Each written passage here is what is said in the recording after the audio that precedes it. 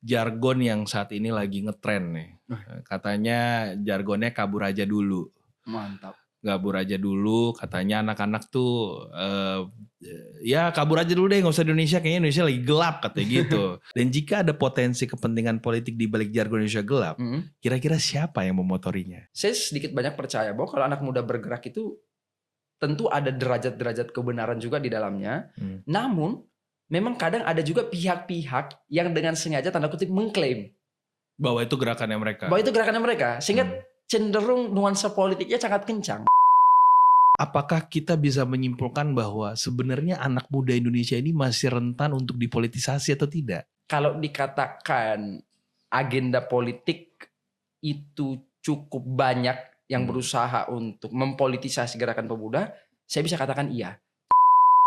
Melihat fenomena sosial media kita hari ini, banyak konten-konten yang mohon maaf mungkin kurang edukatif, berseliweran, tapi bukan salah yang bikin konten juga karena masyarakat juga senang, suka yang begitu. Nah, tapi itu dilemanya. Konten yang cenderung tidak berbobot dan tidak intelektual tadi, atau orang-orang yang tidak lebih rame dibandingkan yang intelektual. Lebih rame dibanding yang intelektual, begitu. Anak muda Indonesia yang berpikir bebas merdeka di luar sana masih banyak. Dalam artian mereka punya independensi yang sangat bagus. Intelektualitas yang nggak bisa diganggu ya. Baik yang tidak bisa diganggu, itu masih banyak. Namun kadang dalam hal mengkomunikasikan secara masif, kadang mereka yang punya intelektualitas tadi tidak diberkati dengan kemampuan menghegemoni yang baik. Dari perspektif yang sedang lagi ngehot nih, katanya anak muda ini susah untuk dikasih jabatan karena kalau dikasih jabatan offside ternyata karena yang ditangkap, yang korupsi, jadi lemah syahwat. Nah, dari sudut pandang Bro Aidil, apakah memang anak muda Indonesia seperti itu? Jadi menurut saya, Bang, mungkin ini adalah momen untuk merefleksikan bahwa pada akhirnya yang namanya kejahatan, godaan, keculasan itu mungkin tidak mengenal usia, Bang.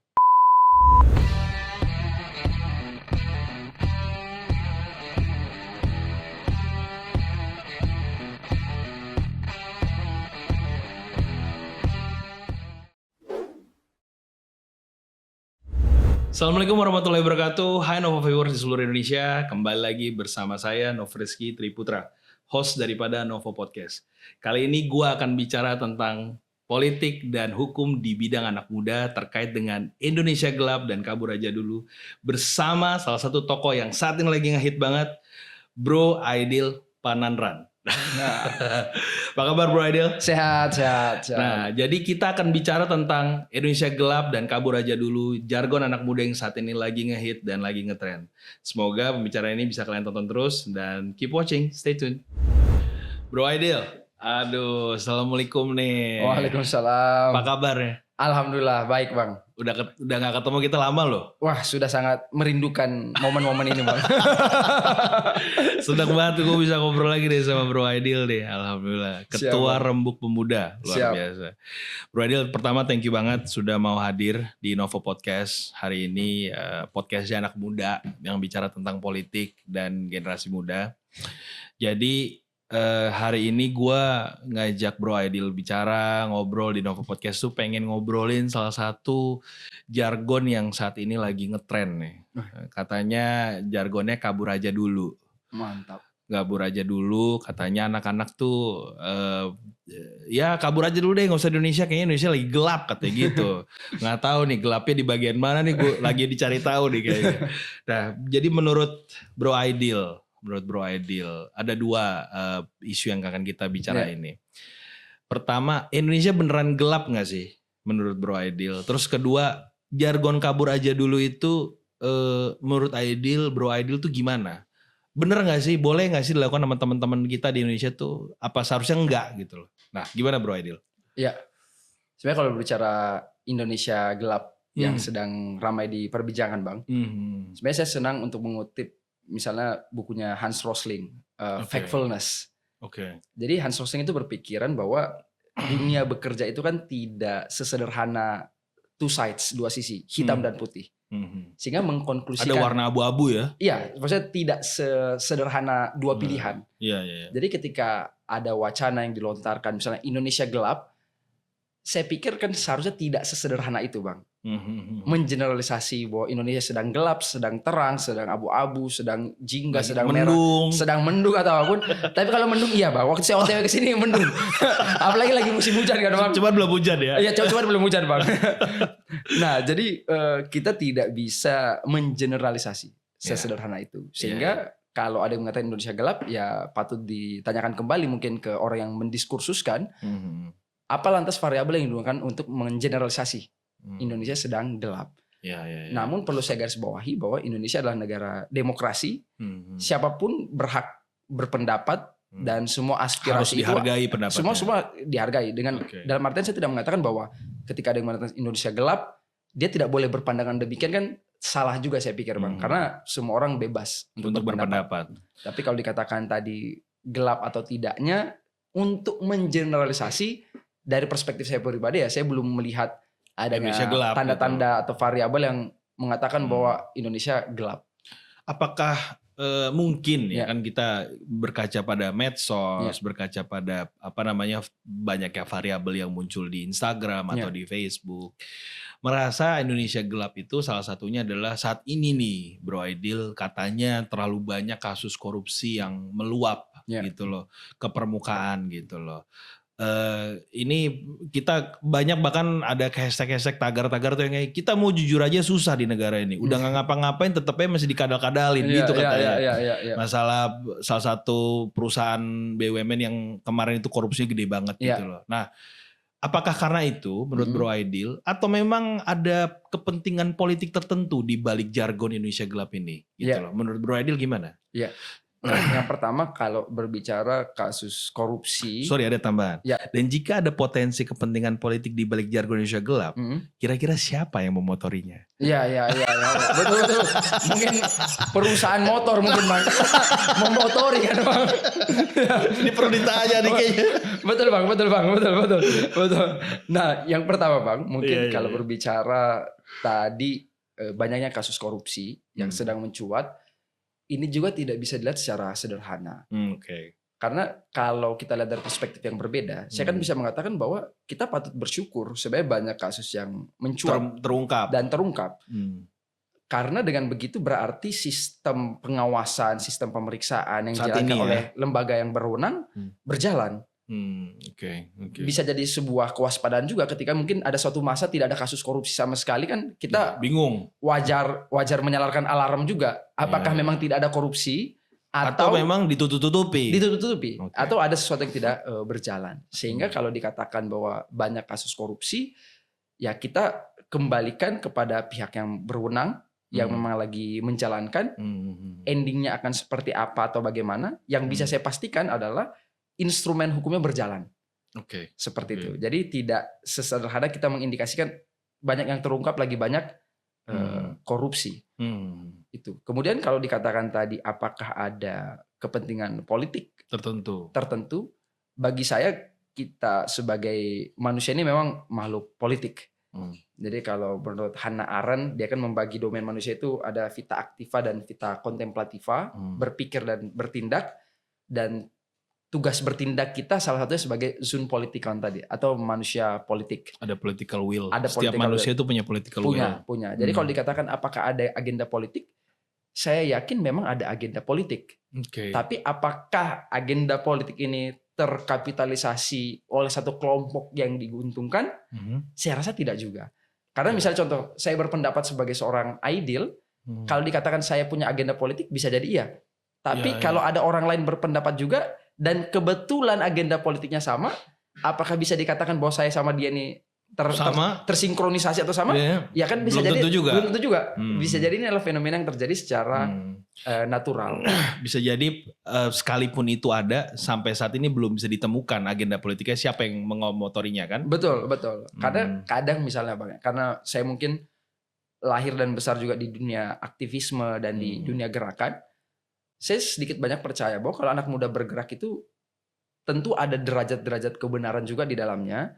Namun memang kadang ada juga pihak-pihak yang dengan sengaja tanda kutip mengklaim bahwa itu gerakannya mereka. Sehingga cenderung nuansa politiknya sangat kencang. Misalnya contoh kan saya mau demo isu A. gitu kan. Tiba-tiba di gedung DPR misalnya. Di gedung DPR misalnya. Terus ada politisi yang kebetulan agendanya senada. Nah, bisa jadi saya bergerak atas keinginan saya sendiri, tapi karena si politisi tadi keinginan saya senada, dia hembuskanlah di sekeliling elit tertentu bahwa ini memang itu saya. Itu saya yang gerakin. Dan itu perlu kita bahas. Itu perlu kita bahas. Saya yang mendorong. Jadi dunia gerakan dan dunia politik ini memang sangat kompleks, sehingga tidak bisa sangat polos-polos banget kita katakan bahwa oh itu ditunggangi, oh itu tidak ditunggangi. Karena bagi saya hampir sangat jarang ada sebuah gerakan yang tidak bisa diklaim. Ya. Artinya potensi politik di setiap gerakan itu sangat memungkinkan. Sangat memungkinkan. Cuman terkait dengan sudut pandangnya saja dan siapa yang membacking-nya sebenarnya ya. Betul. Sehingga mungkin kalau boleh memberikan masukan misalnya kepada teman-teman yang bergerak, kadang kita tidak perlu terlalu memasukkan telinga. Kalau dikatakan oh demo kamu itu ditunggangi atau enggak, itu ada yang berkepentingan atau enggak. Yang terpenting adalah orang yang melakukan kegiatan demonstrasi atau melakukan protes, satu, paham apa yang sedang diproteskan. Jangan-jangan nggak paham lagi. Jangan nggak paham, itu kan apa yang sedang dituntut. Setiap kita demo kan pasti ada konsolidasi, minimal misalnya sehari sebelum atau 2 hari sebelum, ada rilis yang dikeluarkan. Siapapun yang mau bergerak ya baca dan pahami. Kalau memang apa yang dituntut itu beresonansi dan make sense buat dengan kalian, apa yang mau dicapai. Dengan apa yang mau dicapai, ya Indonesia sekali lagi negara demokrasi, siapapun boleh berpendapat dan itu dilindungi oleh undang-undang. Ya silahkan. Tapi kalau pada akhirnya teman-teman juga karena melihat ini gerakan besar rame gitu kan, ini hype gitu kan. Terus teman-teman juga sebenarnya baca rilisnya sebenarnya nggak terlalu beresonansi juga atau nggak terlalu mengerti juga, tapi atas nama solidaritas atau viralitas ingin harus ada bergabung. Konten demonstrasi, ya bagi saya tidak bisa dibenarkan juga. Begitupun kepada para penguasa atau orang-orang yang di atas sana. Kalau misalnya ada sebuah gerakan dari masyarakat, tidak perlu juga langsung disimplifikasi. Wah itu mah kepentingan ini. Harus dilihat secara objektif semuanya. Objektif secara tuntutan ya gitu kan. Apakah memang beresonansi, apakah memang betul ada derajat yang patut diperjuangkan atau tidak. Jangan langsung dilabelin. Wah ini kepentingan politiknya baju ini nih, baju itu. Betul. Nah gue ada pertanyaan sebelum kita masuk ke sesi break selanjutnya nih yang cukup menarik. Menurut Bro Aidil, jadi apakah dengan penjelasan tadi dari sisi Bro Aidil, apakah kita bisa menyimpulkan bahwa sebenarnya anak muda Indonesia ini masih rentan untuk dipolitisasi atau tidak? Nah itu pertanyaan yang mungkin ingin didengar oleh mahasiswa di seluruh Indonesia. Sebenarnya kami rentan dipolitisasi apa tidak sebenarnya? Tapi sebelum menjawab kita akan break dulu sebelum season selanjutnya. Siap. Nah, Aidil. Jadi pertanyaan sebelum kita break session tadi. Jadi sebenarnya anak muda Indonesia ini ya, dari kesimpulan yang tadi Aidil jelaskan ya, itu rentan untuk dipolitisasi apa tidak jadi sebenarnya? Apakah kita semudah itu digiring-giring hanya untuk memuluskan sesuatu yang derajatnya juga belum kita bisa perhitungkan? Ini tadi Aidil bilang ya kan, secara objektif. Jadi kalau memang rentan, betulkah kita semuanya rentan atau hanya sebagian mahasiswa atau sebagian anak muda saja? Menurut Aidil gimana? Saya akan menjawab dengan konsisten sesuai dengan statement saya di awal bahwa sangat sulit untuk mengeneralisasi.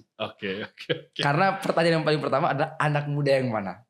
Karena kan di Indonesia ini mayoritas adalah pemuda, ada yang bilang 58%, 50 something persen, sehingga sangat sulit untuk digeneralisasi. Namun kalau dikatakan agenda politik itu cukup banyak yang berusaha untuk mempolitisasi gerakan pemuda, saya bisa katakan iya. Karena saya pernah Jawabannya berarti iya ya? Jawaban saya dalam artian iya, rentan, tapi tidak semudah itu. Ini berangkat misalnya dari pengalaman, saya kan pernah jadi ketua BEM di kampus saya dulu. Saya juga aktif dalam organisasi kepemudaan dari tahun 2012, mungkin sudah 13 tahun. Berproses dalam lama ya? Lumayan. Misalnya ada organisasi kepemudaan, saya aktif di HMI. Dari level kampus, kota, provinsi sampai level pusat. Yang saya lihat bahwa satu, anak muda Indonesia yang berpikir bebas merdeka di luar sana masih banyak. Dalam artian mereka punya independensi yang sangat bagus. Intelektualitas yang tidak bisa diganggu ya. Baik yang tidak bisa diganggu. itu masih banyak.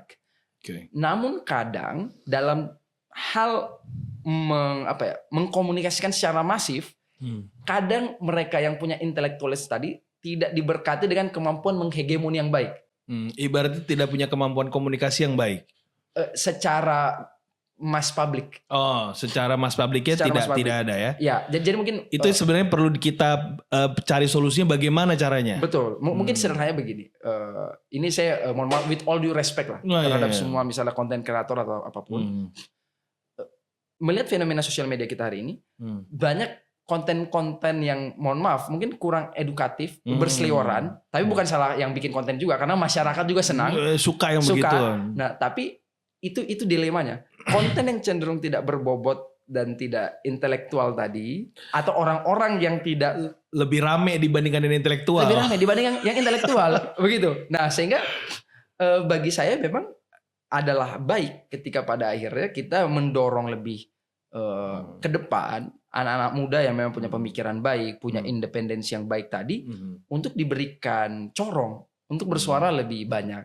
Makanya kan kalau kadang kita lihat sekarang ada beberapa saluran-saluran TV yang viral dikit yang mohon maaf mungkin tidak terlalu berfaedah tapi kayak mendapat spotlight yang sangat luar biasa gitu kan, menceritakan hal-hal yang mohon maaf sangat tidak substantif sebenarnya, tapi mendapat spotlight yang begitu besar. Dan biasa masyarakat juga sudah mulai notice kan komen yang kayak gini kok dikasih panggung gitu kan. Ya kayak kemarin lah yang kita juga tahu sampai berbulan-bulan tentang sebuah nama yang namanya sangat ngetren sampai hari ini, sampai kayaknya milih punya anak nama itu juga jadi berat. Nama Agus. Oh iya.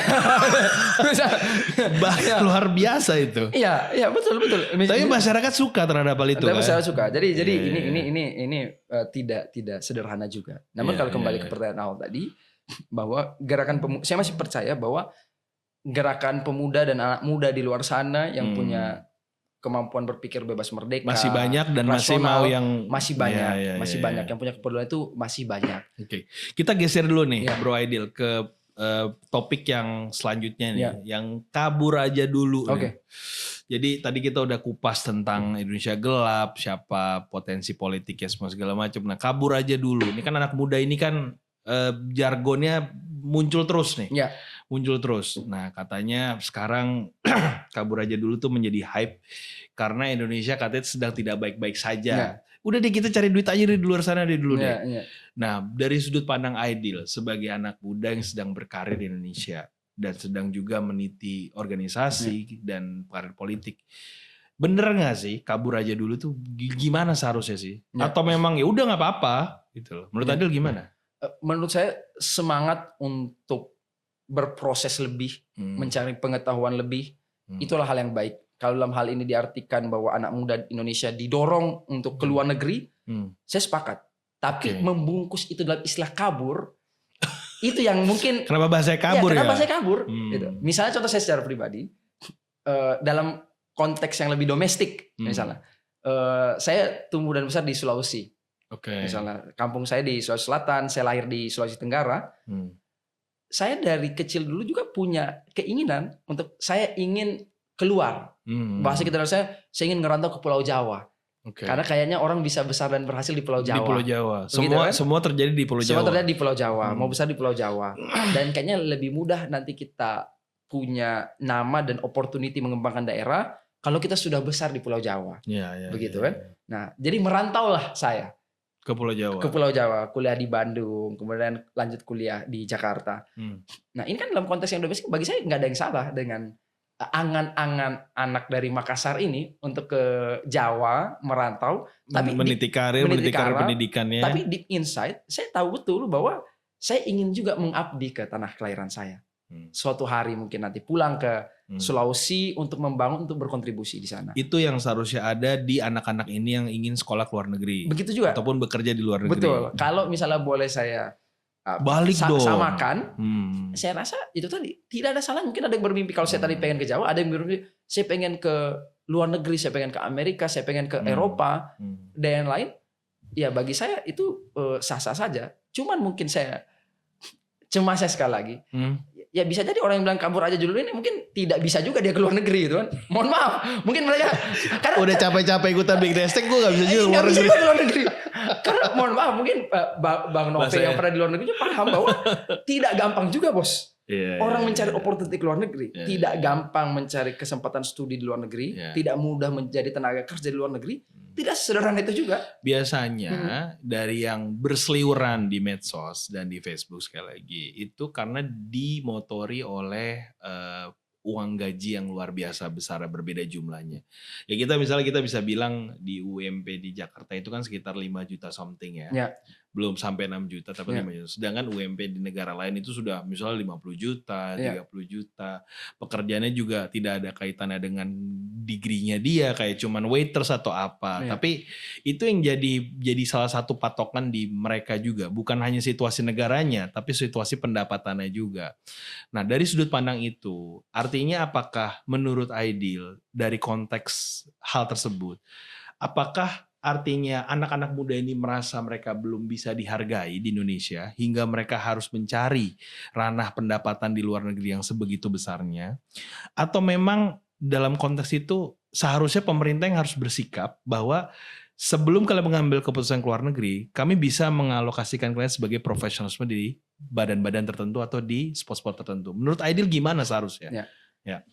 Yang pertama pasti dalam sebuah persoalan, semua stakeholder bertanggung jawab.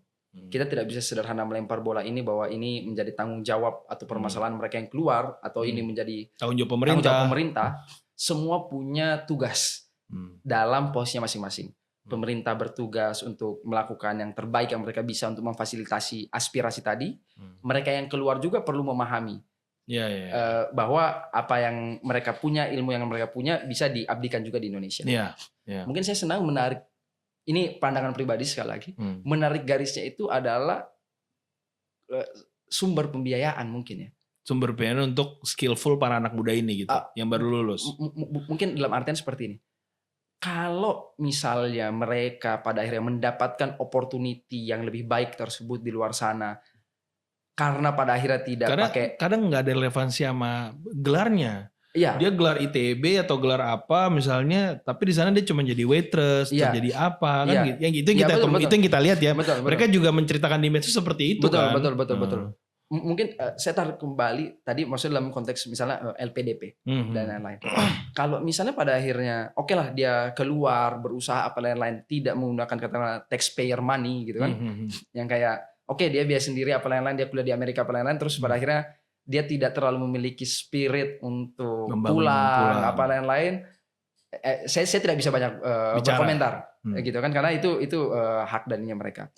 Namun ketika saya berpikir bahwa mereka yang digunakan adalah uang negara, taxpayer money, mereka berkuliah, mendapatkan pendidikan tinggi dibiayai oleh negara, mungkin kalau mereka bilang, wah tapi masa Indonesia tidak memberikan saya ruang, tidak sebesar gaji yang saya bisa terima di luar, ya kan lu juga bisa di situ at the first place itu karena dari Indonesia juga. Yang mengirimkan lu ke sana. Kalau sampai sana juga gara-gara kita, Bos. Iya, lu ke sana juga. Jadi kalau maksudnya lu bilang, "Oh, saya enggak mau pulang. Soalnya di Indonesia tidak bisa memberikan saya ruang." Lu bisa mendapatkan lu bisa sekolah di sana kan gara-gara kita juga. Itu karena as a country, negara ini juga. Yang membiayai lu sekolah di sana. Jadi with all due respect, saya enggak melarang. Tapi kalau ya namanya kita bicara nasionalisme ya. Ini kita enggak bisa turunkan dalam bentuk angka gitu kan. Kalau bicara banyak sedikit, kurang atau lebih, ketika berbicara tentang keindonesiaan, ini bicara kecintaan kita terhadap sebuah bangsa negara. Sebuah bangsa dan negara. Itu. Jadi kalau Oke, jadi gue seneng banget nih. Gue udah bicara Indonesia gelap, kabur aja dulu, anak muda gimana, dan spektrum apa namanya yang seharusnya bagaimana. Tadi hubungan sama LPDP. Nah, gue mau nanya sama Bro Aidil sesuatu yang sedikit sensitif. Tapi nggak apa-apa. Saya duduknya saya benerin dulu. Duduknya dibenerin dulu. Ke meja rapi ya. Kita tahu betul bahwa anak muda di Indonesia ini sudah dimanfaatkan. Maksudnya dalam artian utilizing ya. Saya harus pakai bahasa Inggris karena memang kalau kata manfaat terlalu takutnya ada potensi negatif. Utilizing-nya untuk anak Indonesia itu sudah cukup banyak, tapi juga belum banyak yang diharapkan sesuai dengan yang diharapkan. Artinya sudah terjadi tapi belum banyak yang diharapkan. Nah, saya harus hubungkan dengan anak-anak muda yang memang diutilization oleh pemerintah ataupun badan-badan negara ataupun para konteks yang sedang berpolitik sekarang yang dikaitkan dengan privilege-nya dia. Nah, menurut Bro Aidil nih, sebelum kita break session 2 ini, apakah anak-anak muda yang boleh terlibat dalam kontribusi dia di negara dan ataupun di badan apapun, di konteks politik apapun, hanyalah anak-anak muda yang memiliki privilege atau memang ruang itu dibuka juga untuk yang non privilege? Menurut Bro Aidil gimana? Tapi sebelum kita jawab, ya kita break dulu. Siap. Baik. Nah, Bro Aidil, jadi pertanyaan sebelum break session 2 tadi. Jadi sesuatu yang menurut gue jadi pemantik nih. Anak-anak muda Indonesia ini pengen banget nih semua banyak kontribusi. Cuman kok kayaknya pemerintah atau badan atau nggak tahu yang katanya anak muda nih pada banyak bersuara. Kalian tuh milihnya tuh yang itu aja gitu loh, yang punya privilege doang gitu loh. Misalnya ada beberapa contoh nama yang saat ini sedang santer dibicarakan oleh banyak orang, misalnya Raffi Ahmad atau misalnya Pak Menteri, Mas Menteri, misalnya ada Mas Menteri Olahraga, ya juga ada sekarang kemarin ada Pak Respati Ardi di Wali Kota Solo, semuanya muda-muda nih. Tapi kan semua sebenarnya ada yang berkontestasi, ada yang ditunjuk. Nah, tapi semua diberikan ruang. Tapi menurut Bro Aidil, apakah memang kesempatan itu hanya dibuka untuk privilege atau orang yang tidak mempunyai privilege sendiri pun boleh terlibat dan berkontribusi untuk negara ini? Ya. Menurut Bro Aidil gimana? Ya. Saya percaya bahwa siapapun yang punya kapasitas itu bisa terlibat. Oke. Nah, tapi dalam artian tadi kalau dikatakan ada yang memiliki privilege itu tidak bisa dinafikan juga. Tinggal pertanyaannya. Kenyataannya memang begitu. Dalam artian karena privilege juga tidak bisa diartikan negatif. Misalnya contoh kan banyak di profesi yang lain. Misalnya bapaknya dokter, anaknya juga jadi dokter gitu kan. Bapaknya atlet sepak bola, anaknya juga nerusin pekerjaan ayahnya. Mungkin karena dari masih kecil banget dia berinteraksi lebih dekat, lebih cepat, belajarnya lebih cepat sehingga punya advantage di situ. Nah, bagi saya itu juga hal yang tidak bisa disalahkan karena kita juga tidak bisa memilih lahir dari rahim yang mana. Tapi nggak bisa bilang bapak saya siapa, ibu saya siapa. Nggak bisa, nggak ada apps-nya atau apapun itulah. Tapi pertanyaannya kan pasti saya yakin pertanyaan orang-orang di luar sana, oh ya kita gimana dong pada akhirnya yang tidak punya privilege? Buktinya itu yang di sana itu aja. Itu aja gitu. Pertanyaannya kepada yang merasa tidak memiliki privilege adalah leverage apa yang pada akhirnya bisa kita kembangkan dan kita tingkatkan. Karena kalau pertanyaannya menyerahkan hidup ini karena default setting tadi, saya tidak bisa juga. Kan ya terus bagaimana? Maksudnya apakah mau diam, duduk dan tidak ngapa-ngapain seperti itu? Karena buktinya di Republik ini banyak juga yang mohon maaf tidak berangkat dari privilege toh jadi sesuatu. Gitu. Jadi sesuatu gitu kan. Saya mungkin tidak bisa mention satu persatu, tapi ada beberapa nama besar sekali yang saya tahu lahir dari bukan privilege. Berarti kan bisa. Kalau misalnya dikatakan tapi kan sedikit, ya mungkin bisa jadi memang perbandingannya tidak proporsional. Atau mungkin bisa dikatakan berarti mungkin yang mau betul-betul berjuang mati-matian mungkin sedikit juga. Ya. Yang bisa reach that limit itu juga mungkin tidak banyak. Jadi dikembalikan pada seleksi alam itu sendiri ya? Dikembalikan. Tinggal dalam artian begini. Misalnya contoh, kalau orang menganggap misalnya saya banyak terlibat di dunia gerakan dan politik misalnya. Bapak saya seorang PNS, udah pensiun. Ibu saya ibu rumah tangga. Pada akhirnya saya jadi pengusaha hari ini dan juga bergelut sedikit-sedikit di dunia politik meskipun non partisan. Ya kan pada akhirnya bukan dari privilege tadi. Iya. Saya harus itu belajar. Sesuatu yang memang Bro Aidil cari sendiri. Saya harus cari sendiri. Dalam artian mungkin orang dengan privilege mungkin effortnya 6-7 jam sehari. Ya mungkin saya harus spend the whole day untuk berjejaring. Saya harus muter mungkin ketemu 7-8 orang satu hari. Berarti gue boleh ngambil satu kesimpulan kecil, kalau memang sebenarnya anak muda di Indonesia ini drive dia, eagerness dia untuk mencapai hal-hal yang maju itu belum besar sekali. Jadi lebih banyak, apakah dengan penjelasan Bro Aidil tadi, kita seakan-akan ingin mengatakan bahwa kita nih sebenarnya anak muda Indonesia ini kebanyakan komplainnya, gampang kasarnya begitu, dibandingkan bergeraknya gitu loh. Apakah begitu? Apakah ini karena faktor kita menganggap diri kita hanya sebagai agent of change sebagai anak muda? Atau memang kenyataannya the bittersweet, kenyataan pahitnya adalah memang kita hanya suka komplain aja. Menurut Bro Aidil gimana sebenarnya? Sekali saya tidak bisa mengeneralisasi, tapi berdasarkan pengamatan Jawaban paling diplomatis. Tapi dari pengamatan terbatas di kolom komentar sekeliling saya nampaknya iya. Itu ya, saya disclaimer ya, pengamatan subjektif saya di kolom-kolom komentar nampaknya iya.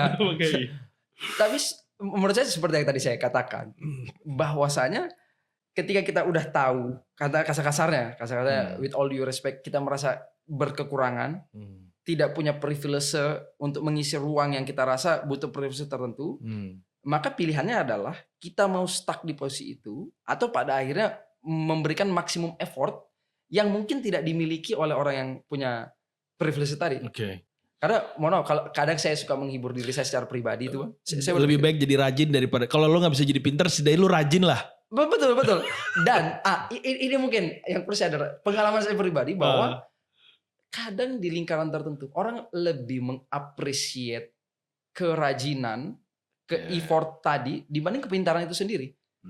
Karena ada effort di situ. Ada effort karena saya lupa siapa orang yang pernah orang bijak yang pernah bilang bahwa gua kayaknya nih ya abang orang bijak juga bang. Ya, betul bang. Nomor rekening saya nanti saya kirim. Nah tapi Indonesia tidak pernah kekurangan orang pintar.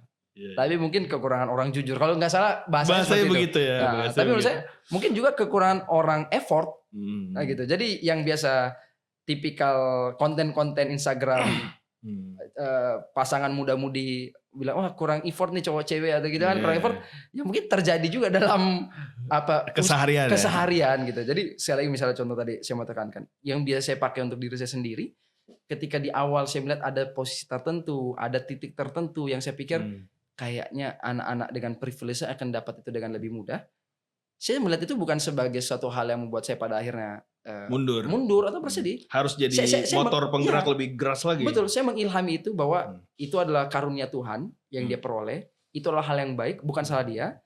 Cuman mungkin pada akhirnya saya akan berusaha lebih keras.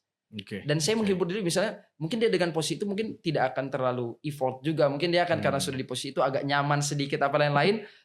Mungkin dia akan berupaya 4-5 jam sehari. Berarti ada ruang bagi saya untuk bisa lebih. Bahkan di beberapa tongkrongan kita biasa ngejokes misalnya mengatakan bahwa dia yang di titik itu dia agak agak kurang open ya dan lain-lain. Lawan saya bagus. Karena kalau dia udah punya privilege terus dia open dan dia aktif kayak kita, habis kita ini. Makanya kita harus kita manfaatkan openannya. Iya, justru itulah kita sebagai katakanlah aktivis anak muda memandang dunia itu enggak bisa segala sesuatu dilihat jahat, buruk. Ini semua masalah saling melengkapi. Kita cuma butuh berkolaborasi, berdampingan, bergandengan untuk berjalan bareng. Satu tujuan. Ini gue ada satu pertanyaan terakhir yang mungkin sangat menggelitik, tapi gue rasa teman-teman Novo Viewers, anak muda di Indonesia itu pengen denger banget. Apalagi keluarnya dari Bro Aidil sebagai Ketua Rembuk Pemuda. Nah, tolong dijawab segamblang mungkin yang Bro Aidil bisa. Sediplomatis mungkin. Sediplomatis. Jadi saya akan jawab dengan tidak bisa digeneralisasi. Jadi ada juga satu, gue nggak tahu ini asumsi, perspektif, paradigma di anak muda ini yang menganggap bahwa apalagi kemarin karena terkait dengan kasus korupsi yang lagi besar banget, ternyata dari 6 orang yang ditangkap itu oleh kejaksaan kan beberapa anak muda tuh mereka tuh di Pertamina kemarin itu. Nah jadi ada satu konsep berpikir saat ini bahwa ternyata we're not ready sebagai anak muda. Karena ketika kita jadi ada ayam sama telur. Di satu sisi pemerintah ingin melibatkan, tapi di satu sisi kita sebagai skillfulness anak muda itu kita belum ready. Karena ketika kita memegang jabatan tersebut, kita cenderung untuk lemah syahwat bahasanya. Artinya sebagai anak muda harusnya kita mampu berpikir lebih matang. Karena banyak intelektualisme, banyak kreativitas yang bisa kita gunakan dengan jabatan tersebut. Tapi ternyata dari perspektif yang sedang lagi nge-hot nih, Katanya anak muda nih susah untuk dikasih jabatan, karena kalau dikasih jabatan offside ternyata. Karena yang ditangkap, yang korupsi, jadi lemah syahwat. Nah, dari sudut pandang Bro Aidil, apakah memang anak muda Indonesia seperti itu? Kita lemah syahwat terhadap jabatan atau tidak? Ya, betul. Ini ngeri nih. Betul. Pertanyaan terakhir kita. Betul. Ya, saya sebenarnya tidak lemah syahwat, jadi tidak tahu. Ya, bercanda. Oke, jadi menurut saya Bang, mungkin ini adalah momen untuk merefleksikan bahwa pada akhirnya yang namanya kejahatan, godaan, keculasan itu mungkin tidak mengenal usia Bang. Tidak mengenal usia. Ya. Karena dalam artian kalau dikatakan anak muda begitu, orang tua juga begitu. Ya. Jadi mungkin pada akhirnya godaan, cobaan itu tidak mengenal usia. Dia bisa menjangkiti anak muda, bisa menjangkiti orang tua. Ya. Yang harusnya terjadi adalah di setiap rentang usia kita bisa betul-betul mengoptimalkan apa yang menjadi advantage kita, tapi di saat yang bersamaan meredam apa yang selalu bisa jadi cobaan. Misalnya contoh, saya selalu bercanda bahwa ada 3 jenis orang dan 3 jenis capital yang kita miliki. Setiap orang itu punya modal waktu, tenaga dan uang. Kalau kita simplifikasi, anak muda itu dia punya tenaga dan waktu. Biasanya, tapi tidak punya uang. Nah, jadi dari 3 ini biasa punya 2, nggak punya 1. Kecuali Bro Aidil. Oh, amin. Amin dulu. Ada kurangnya 1 Bang. Belum ada pendamping hidup. Asik. Promosi di Novo Podcast. Iya. Nah, itu kan anak muda. Nah, kalau dia sudah mulai berkarir dan misalnya sudah karirnya udah mulai stabil, biasanya dia punya tenaga, punya uang, tapi sudah tidak punya waktu. Nah, kalau dia sudah tua, gitu kan? Nah, biasanya dia sudah punya waktu, punya uang, tapi sudah tidak punya tenaga. Nah, tidak bisa tuh dalam satu waktu punya semuanya, tidak bisa. Mungkin ada, karena sekali lagi kita tidak bisa mengeneralisasi semuanya. Mungkin ada, tapi itu tadi. Nah, sehingga kalau kita sebagai anak muda tadi, kalau kita dapat opportunity dan kesempatan, maka kemampuan terbaik kita adalah kita punya banyak tenaga, kita masih fresh, masih sehat dan lain. Ya kita harus optimalkan itu dengan sebaik-baiknya. Tapi ingat bahwa cobaan itu menurut saya kayak mati. Gitu. Dia tidak mengenal usia sekali lagi. Jadi kalau tadi kita bilang anak muda lemah syahwat dapat kekuasaan ini, sekali kekuasaan itu mungkin kayak tadi kematian, ujiannya itu kita tidak tahu. Dan itu dikembalikan dari pribadi masing-masing. Kembali ke pribadi masing-masing. Bagaimana dia mencerna kekuasaan itu sendiri kan? Betul. Karena nggak bisa diperbandingkan antara satu yang umurnya sudah tua dan yang masih muda seharusnya. Karena memang setiap orang punya sifat dan karakter yang berbeda-beda. Betul. Tapi ketika itu tadi Bang, kalau dia muda, mungkin meskipun katakanlah pengalaman lebih kurang, derajat kedewasaan atau kebijaksanaan lebih kurang, tapi itu kan yang membuka ruang kreativitas. Dia lebih berani untuk mencoba hal yang baru, lebih berani break the limit dalam artian positif, sehingga banyak inovasi yang bisa dilakukan seharusnya dari dia. Tapi kan kompromisnya itu tadi mungkin agak kurang bijak, mungkin agak tergesa-gesa.